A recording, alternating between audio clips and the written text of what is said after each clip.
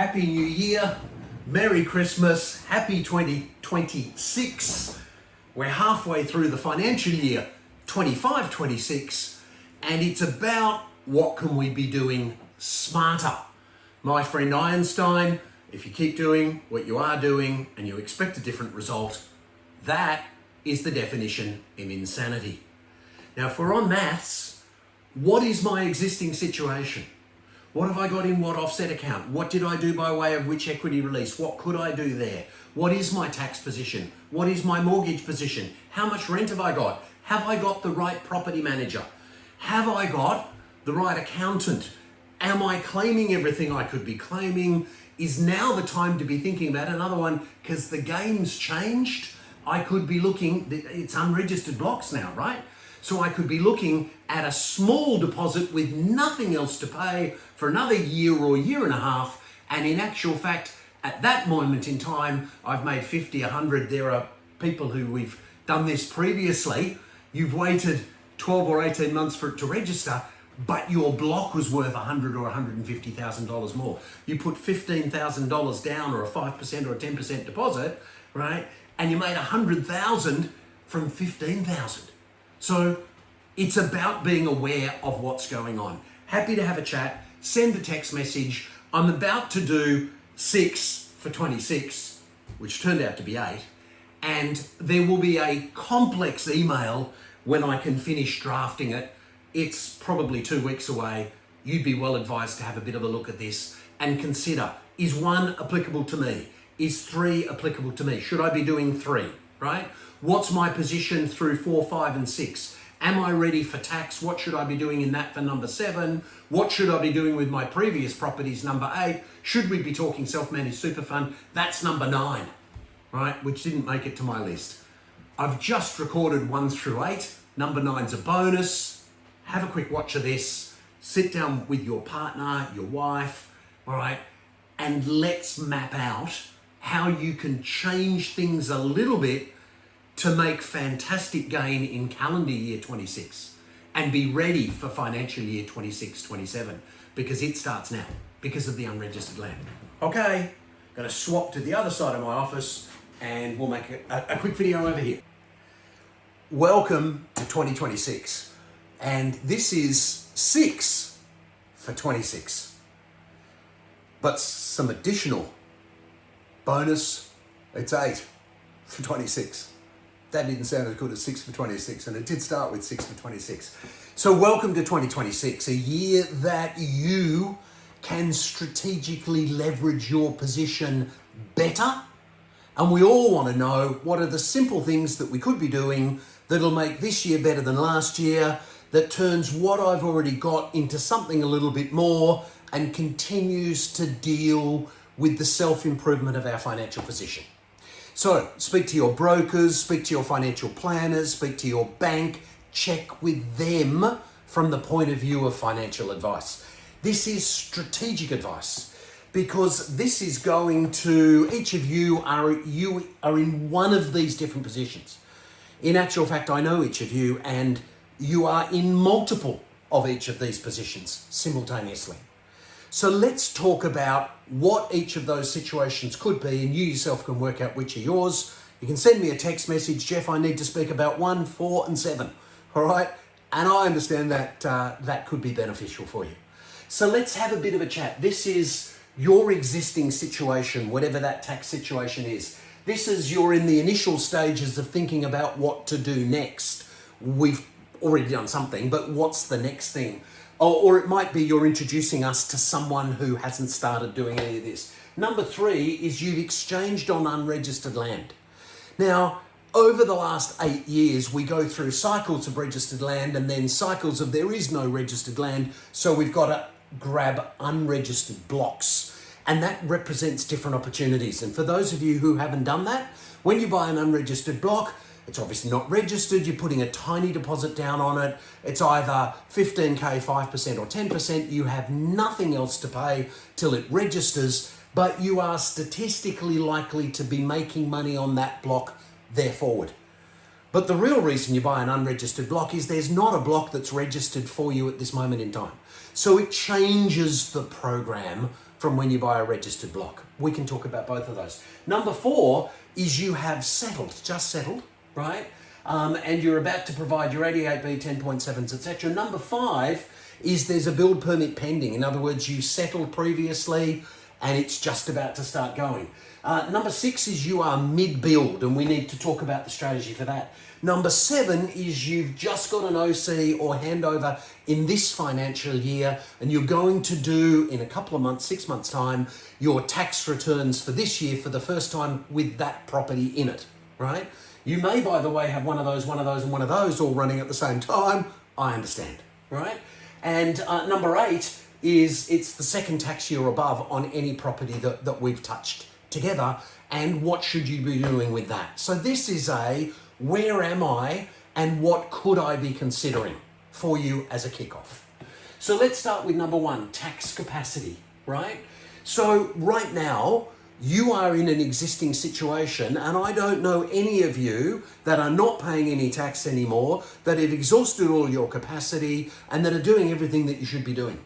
And therefore, as a consequence of that, you have some sort of residential mortgage or debt equity mortgage, right? You're not necessarily getting ahead as fast as you could because there is still more that you could be doing, and you need the benefit of new. And the benefit of new is you're putting a smaller deposit down to start the project to get it all financed. You're in actual fact going to be making payments as that comes forward, but what you're getting is good income, you're getting really good tax deductions, and you're going to get strong capital gain by putting it in the right area. So this is assessing what more should I be doing. This is anybody that you refer me to who's at the very initial stages of not even understanding a whole lot of what you already understand because we've done it. So if you are at number 3, you have just exchanged on unregistered land. Now, why did you do that?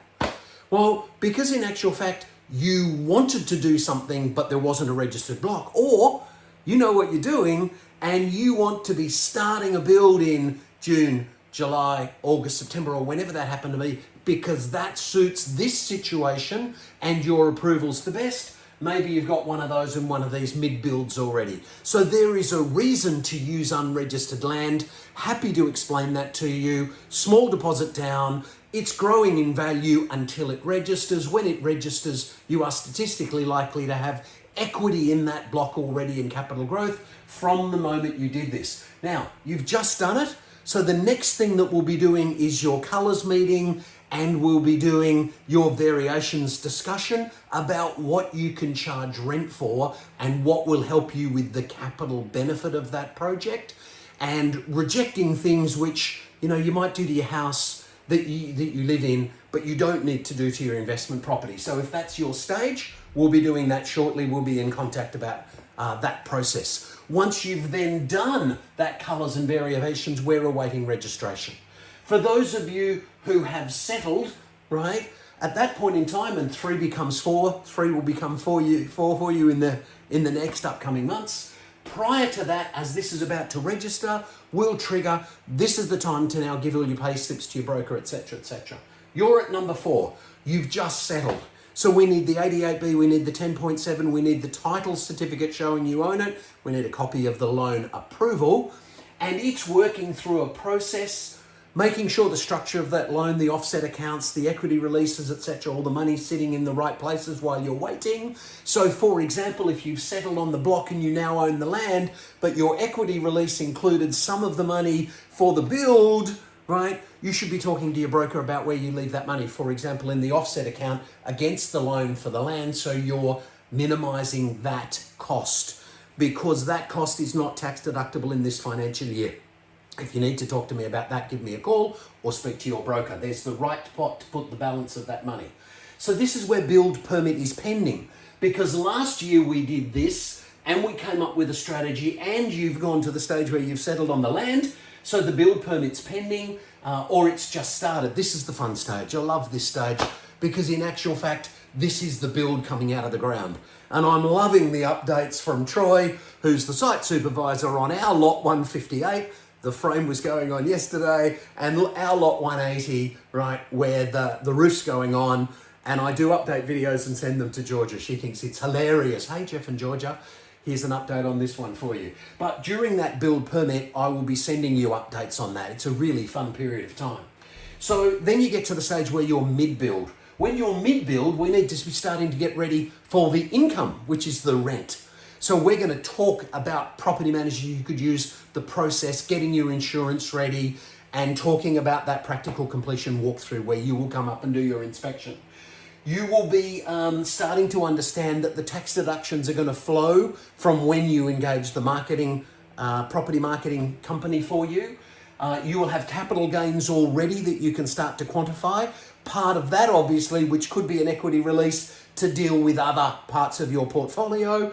And bear in mind that when the land is unregistered, this is a perfect time to be having both of those conversations, because if you don't have that conversation and you wait 8 months and then you say, Jeff, what land have you got? What could we do? When could we start? We're going to be going, hang on a sec, there's a lag in here.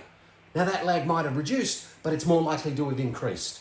So if you want another build starting in a year's time, we can't talk in a year's time. In fact, maybe right now is the time to be grabbing an unregistered block, which will register in a year's time. Small deposit, growth during that period of time. Let's get back to this. You've already made capital gain, right? And here's the warning, there is no registered land, or it's very, very tight.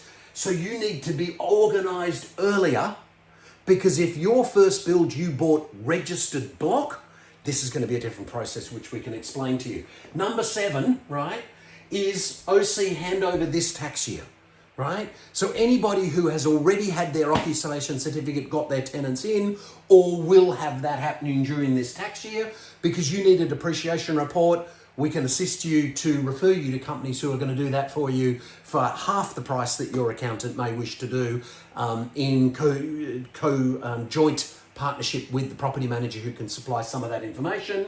You need to be getting all your invoices together. Very important point, Urshad, I'll mention your name. When you go down here and you do some form of an equity release or refinance on a property, right, you don't necessarily, in fact, normally do not have access to your previous bank accounts. So the reason to straighten all this out now, getting ready for your tax return, is to make sure you've got the necessary information and you've printed it and you've stored it. And I have a checklist for you on that, because otherwise you might go back to print that off when your accountant asks you for it and you don't have access to that because you've changed the structure of your accounts and you can't report from the previous account anymore. May even be with a different bank. So getting ready for that tax return.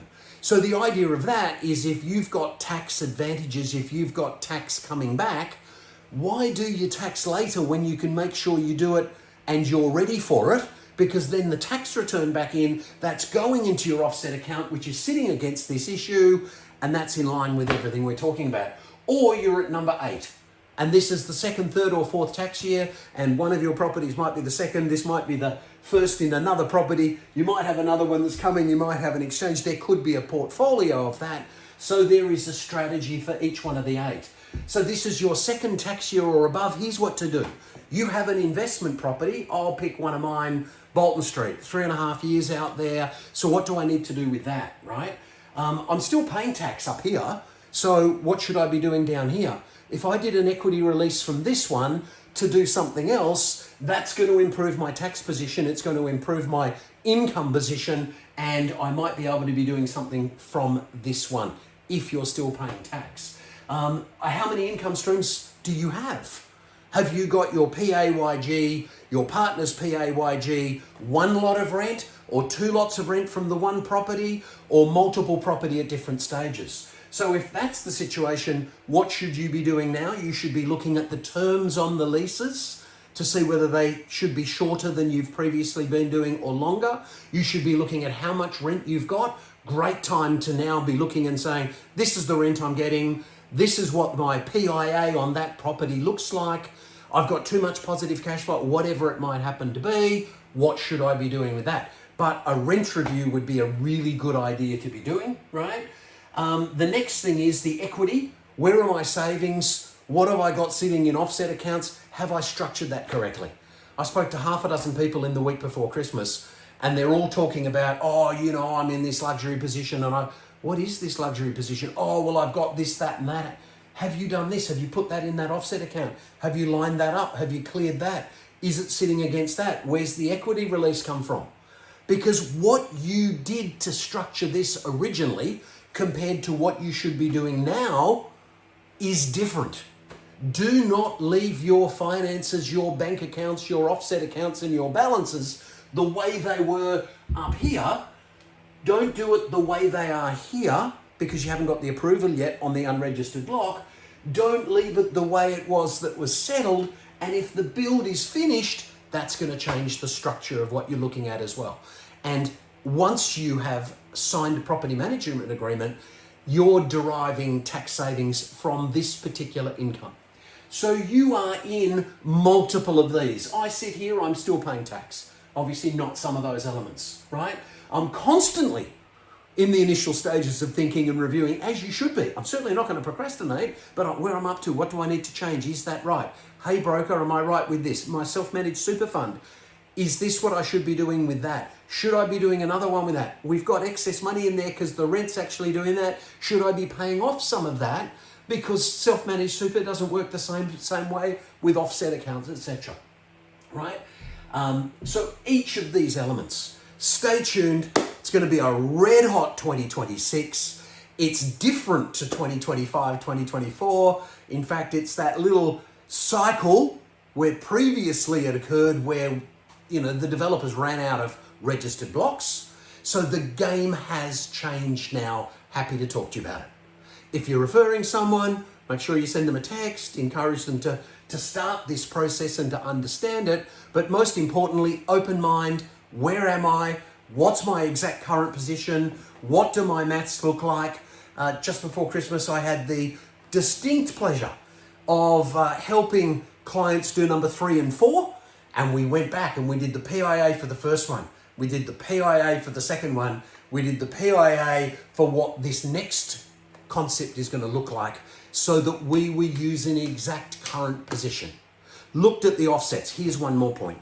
If we've done some stuff together and I spoke to you way back then about, you know, joint tenants in common, yada, yada, yada, and about wills, and if right now you do not have a will in place to cover what happens with your portfolio, you must, in the next month or two, get a will in place so that your partner or your kids, right, are completely looked after and this doesn't get tied up.